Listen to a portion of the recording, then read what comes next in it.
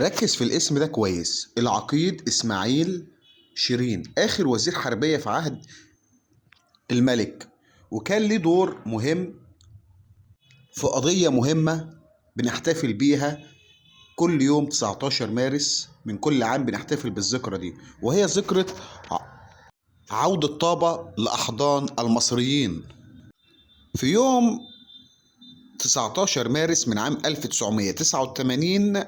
عودة طابة، تلك القطعة الغالية من أرض مصر العزيزة.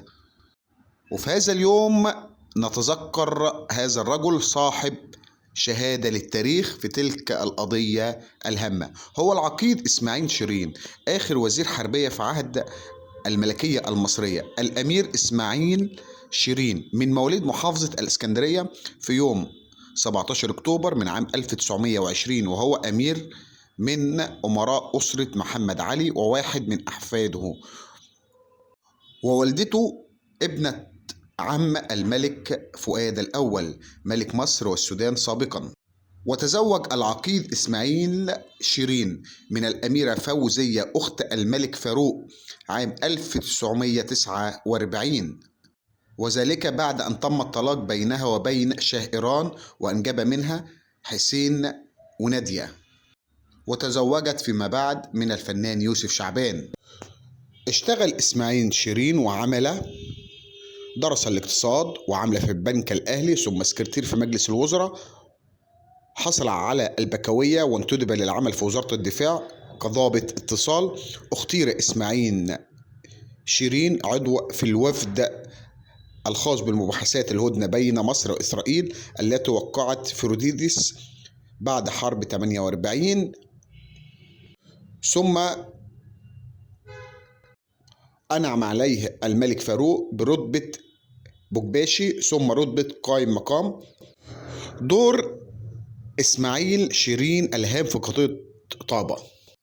عندما بدأت إجراءات التحكيم بين مصر وإسرائيل على طابة، كان مقر المحكمة في جنيف، وعلم العقيد إسماعيل بهذا الأمر، فقام بالذهاب من تلقاء نفسه إلى فريق التحكيم المصري، وعرض أن يدلي بشهادته أمام المحكمة لكي يثبت أن طابة مصرية.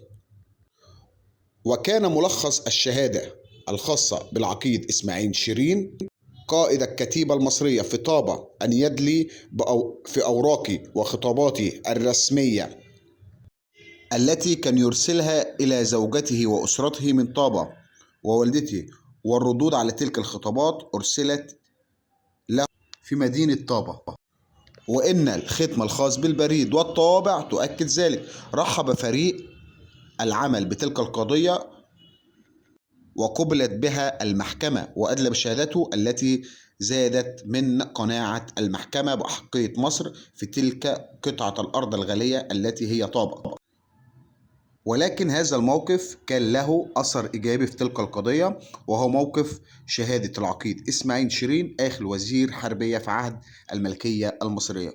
رغم من هذا الموقف الذي قام به إسماعيل شيرين، لم يذكره أحد بهذا الدور الذي قام به إسماعيل شيرين.